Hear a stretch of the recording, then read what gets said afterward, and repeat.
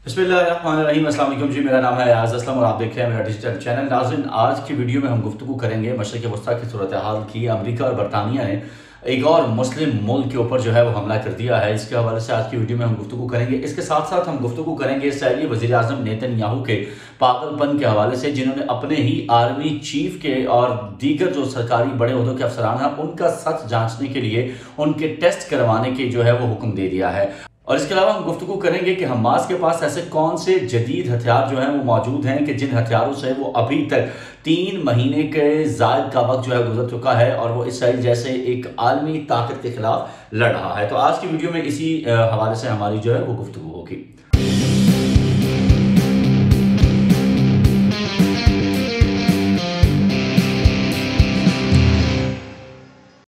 तो चलिए जी, वीडियो का आगाज़ करते हैं। वीडियो में सबसे पहले गुफ्तगू करेंगे, आपको बताएं कि जंग की आग जो है वो बिलाखिर मशरिक़ वस्ता तक जो है वो फैल चुकी है और अब अमेरिका और बरतानिया ने फ़लस्तीन के बाद यमन के हौसियों के खिलाफ एक नया महाज जो है वो खोल दिया है। और फ़लस्तीनियों की हिमायत के इजहार में हम देख रहे हैं कि पेश रहा है यमन, और हौसियों के खिलाफ जो है वो अमरीकी और बरतानी तैयारों जो है वो बमबारी शुरू कर दी है। और यमन का जो दारुल हुकूमत है सना, वहाँ पर भी धमाकों की आवाज़ें जो हैं वो सुनी गई हैं। और यमन पर अमरीकी और बरतानी फजाई हमले के बाद यमन के जो इनकलाबी रहनुमा है अब्दुल मालिक बदरुद्दीन अल हौसी, उन्होंने जारहियत के मुकाबले का अज़्म जाहिर किया है। और साथ ही साथ उन्होंने कौम को यह भी पैगाम दिया है कि वो दुश्मन को मिसाइलों और ड्रोन को निशाना बनाएंगे। अरब मीडिया जो है वो इस हवाले से रिपोर्ट कर रहा है, जिसके मुताबिक लड़ाका तैयारों, बहरी जहाजों और आबदोजों की मदद से यमन के दारुल हुकूमत सना, बंदरगाही शहर हदीदा और शिमाली शहर सादा में दर्जन भर से जायद जो मकामात हैं उन पर बमबारी की गई है अमरीका और बरतानवी तैयारों की जानिब से। और हमलों में टॉम हॉक मिसाइलों का भी इस्तेमाल किया गया है।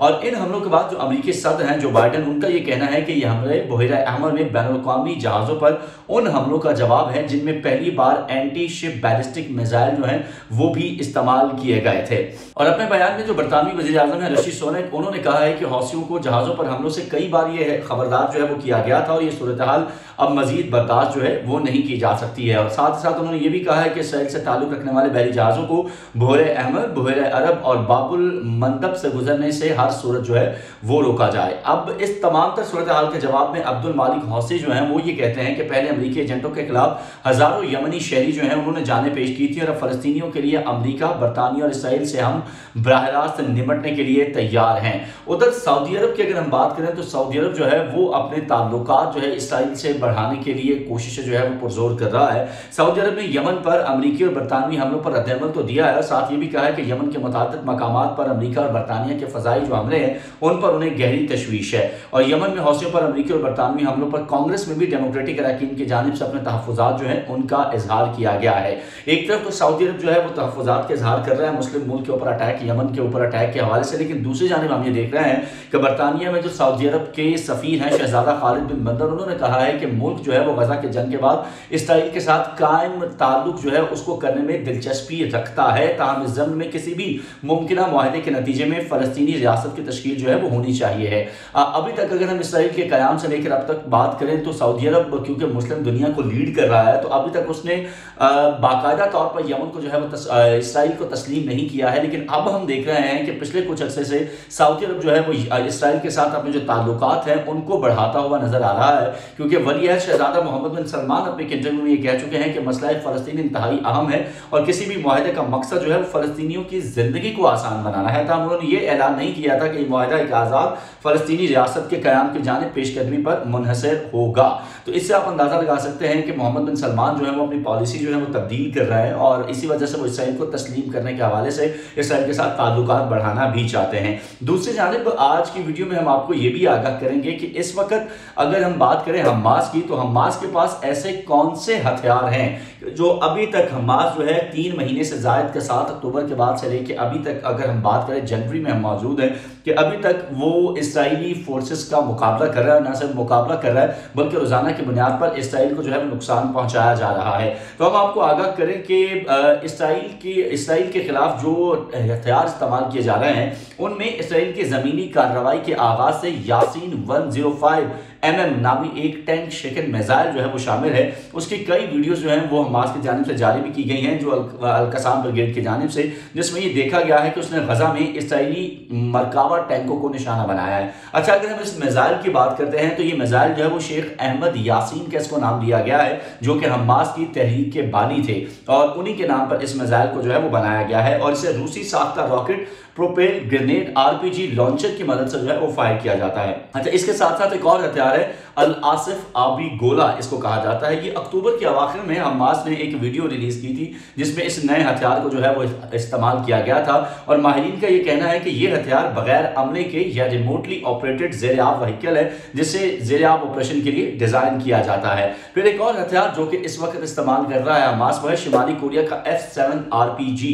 7 अक्टूबर को हमास के हमले की वीडियो में F7 RPG को नुमाया अंदाज में जो है वो देखा जा सकता है और इसे गजा की पट्टी में इसराइली अफवाज से झड़पों में भी इस्तेमाल जो है वो किया गया। और ये ग्रेनेड लॉन्चर शिमाली कोरिया से आता है और इसकी खास बात यह है कि इसके प्रोजेक्टाइल गोले के अगले हिस्से पर सुर्ख रंग जो है वो मौजूद होता है। और इसके साथ साथ सोशल मीडिया पर हमास की वीडियो में एक और हथियार जो है वो भी दिखाया गया है जिसका नाम है दी शवास। अरबी में इसका मतलब है शोला। ये मकामी साख्ता धमाका के डिवाइस है जिसे करीबी गाड़ियों पर जो है वो हमला आवर होता है। हमास की जानिब से जो वीडियोस जो है वो जारी की गई हैं। और अब तक अगर हम बात करें कि हमास जो है वो अब तक हथियार बनाने और इनका इंतजाम करने के काबिल कैसे हुआ, जो कि एक बड़ा अहम सवाल है, तो जनाब हमास धमाके से फटने वाले इसराइली बम को रिसाइकिल भी कर रहा है और तबाहशुदा इमारतों से धात और तारें हासिल कर रहा है। ब्रिगेडियर जनरल रागिब जो है उन्होंने कहा है कि ईरान ने गजा की पट्टी में हथियार स्मगल करने में उनकी मदद की और यह गजा के सरहद पर वाक़ खुफिया सुरंगों और कश्तियों के जरिए बहरा रोम से मुमकिन होता है जिसे इसराइल ने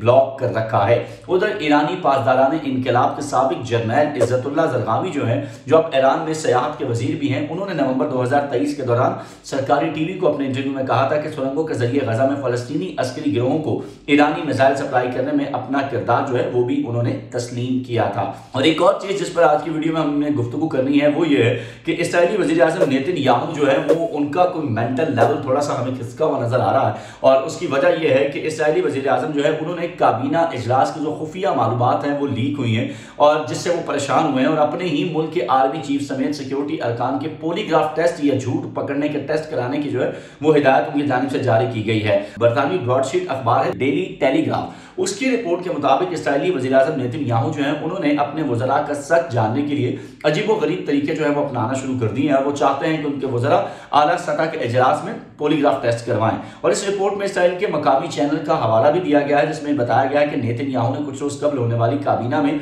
खुफिया मालूमात के लीक होने के हवाले से भी इंकशाफ किया है और उन्होंने काबीना अरकान से भी ये सवाल किया है कि इजलास में होने वाली ये खुफिया मालूमात आखिरकार लीक कैसे हो रही हैं। और उन्होंने खुफिया मालूमात को लीक होने से रोकने से मुतालिक बिल भी तैयार करने की हिदायत जो है वो जारी कर दी है और इस मुजवजा कानून के तहत काबीना और सिक्योरिटी अरकान समेत हर शख्स का पॉलीग्राफ टेस्ट जो है वो लाजमी किया जाएगा। यहाँ एक चीज मैं आपको बता दूं कि पॉलीग्राफ टेस्ट जो है इसके नफाज का फैसला इसराइली मीडिया में काबीना के अंदर अहम इख्तलाफात से मुतालिक रिपोर्ट के बाद जो है वो किया गया है और ये इख्तलाफात 4 जनवरी को एक मीटिंग के दौरान सामने आए थे जहां मुबैना तौर पर वज़रा के दरमियान जो है वो गर्मा गर्म बहस जो है वो हुई थी। अच्छा, दूसरी जानिब अगर हम फलस्तीन की बात करें तो इस वक्त हम ये देख रहे हैं कि इसराइली जारहियत के नतीजे में शहीद होने वाले जो फलस्तीनियों की तादाद है वो 23,000 को छू चुकी है, जिसमें बड़ी तादाद जो है वो बच्चों की है और गंदा सिर्फ जो फोर्सेज हैं इसराइली उनके जानिब से अब तक गजा के ऊपर जो जारहियत है इसके अंदर 380 मसाजिद जो हैं उनको भी शहीद कर दिया गया है।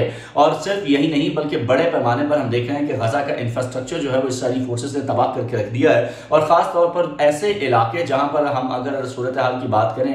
गजा के अंदर जहां पे पनाह गुज़ीनों ने जो है वो पनाह ले रखी है वहां पर भी हम देख रहे हैं कि इसराइली फोर्सेस की जानिब से जो है जमीनी और फजाई कार्रवाइयों का सिलसिला जारी है जिसकी वजह से शहादतों का जो नंबर है वो बढ़ता चला जा रहा है। दूसरी जानिब आपको याद होगा कि आलमी अदालत इंसाफ जो है उसमें इसराइल के इस आलमी जंगी जराइम के हवाले से जो है वो समाअत भी हुई जिसके अंदर अभी तक तो कोई ऐसी चीज सामने नहीं आ सकी है। ताहम आलमी ये मुतालबा किया जा रहा है, हम ये देख रहे हैं कि चाहे मुस्लिम ममालिक हों चाहे दुनिया के दीगर ममालिक हों उनके जानिब से और ख़ास तौर पर वो लोग जो कि फ़लस्तीन के लिए दर्द दिल रखते हैं कि आलमी अदालत इंसाफ जो है वो इसराइल को इस तमाम तर सूरत हाल के लिए काबिल एहतसाब बनाए कि क्यों आखिर वो इतने बड़े पैमाने पर जंगी जराइम करने में मुलव्वस रही है। लेकिन अब इस आलमी अदालत इंसाफ से सच्ची बात तो यह है कि किसी किस्म के इंसाफ की तवक्को जो है वो नहीं की जा सकती है। उसकी वजह यह है कि जिस तरीके से हमें अक़वाम मुत्तहिदा का इदारा हो, हमें दीगर इदारे आलमी नज़र आते हैं कि उनके ऊपर जो है वो मगरिब की पूरी तरह छाप है, इसी तरीके से आलमी अदालत इंसाफ को भी इसी तरह से ही इस्तेमाल जो है वो किया जाएगा और फ़लस्तीनियों को उनका हक़ खुदरादियत दिलवाने के लिए और उनके ऊपर जो जुल्म हो रहा है उसके लिए किसी मसीहा का यकीनी तौर पर फ़लस्तीनी जो है वो मुंतज़िर रहेंगे। लेकिन इसमें कोई दो राय नहीं है कि फ़लस्तीनी आज भी आवाम जो है वो खुशी के साथ अपनी ज़िंदगियाँ जो है वो कुर्बान कर रही हैं, क्योंकि वो जानते हैं कि ये शहादतें उनकी इस ज़िंदगी से बहुत हद तक बेहतर है। तो ये थी जनाब आज की वीडियो और कुछ अपडेट थी फ़लस्तीन के हवाले से। आपसे मुलाकात होगी अगली वीडियो में, तब तक के लिए अपना बहुत सा ख्याल रखिएगा। आपसे मुलाकात होती है, चैनल को लाइक ज़रूर कीजिएगा, शेयर एंड सब्सक्राइब जरूर कीजिएगा। अल्लाह निगहबान।